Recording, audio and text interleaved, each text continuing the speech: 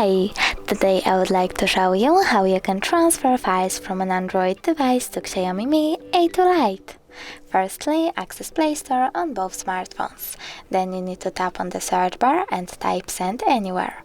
After that, download this free app from this developer and open it.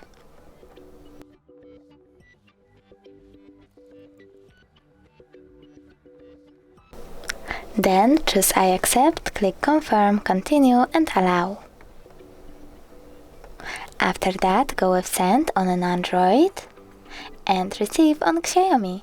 Now you need to click on all of those dots and select Send in order to send all of your files.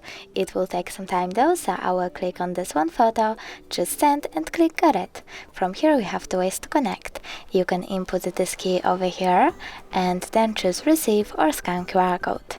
If you want to scan it, select the scanning icon over here, choose Allow and point your camera at the code. Now we need to wait.